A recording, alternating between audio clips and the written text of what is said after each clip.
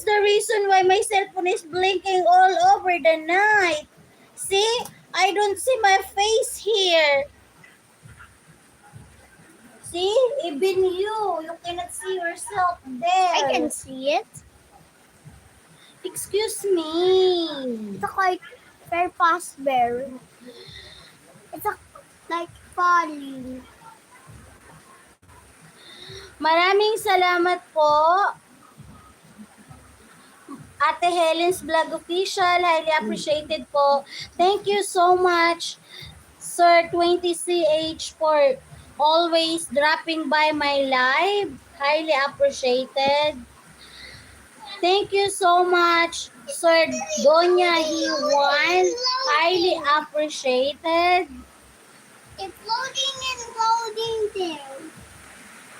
And loading and loading and loading and loading. Ang lakas ng ulan. Palakas ng puwet. Maraming salamat po, Sir Amelito PWD Official.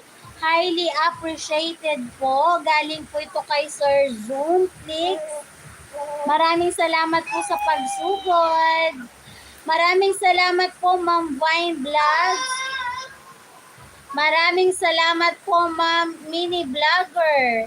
Maraming salamat po, Sir Happy Flix Zoomflix. Ayan. Maraming salamat po, Sir JR. Galing po kay Sir Zoomflix. Maraming salamat po, Tita May Vlog. Highly appreciated po. Maraming salamat po, Auntie Jeng Vlog. Highly appreciated po. Hoping you heard my voice because the rain is so strong.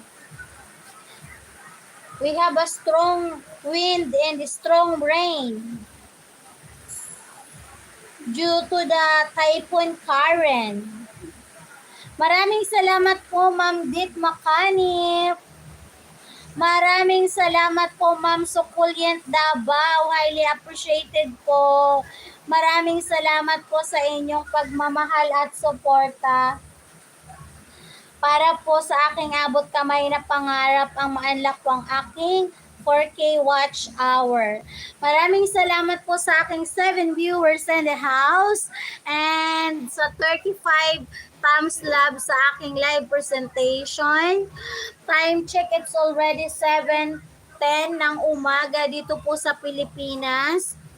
Meron na po tayong 9 hours and 32 minutes live presentation. Highly appreciated po. So, ang lagay po ng panahon dito po sa amin ay maulan. Maulan siya at yung ilog sa tabi namin ay ano pa naman siya, manageable pa naman at hindi naman kami aabutin dito ng baha kasi meron pong recrap. Matibay po yung recrap kaya safe po kami. Ayun.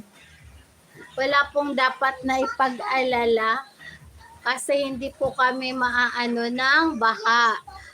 Yun lang, ang aming bubong tumutulo dahil sa sobrang lakas ng rain.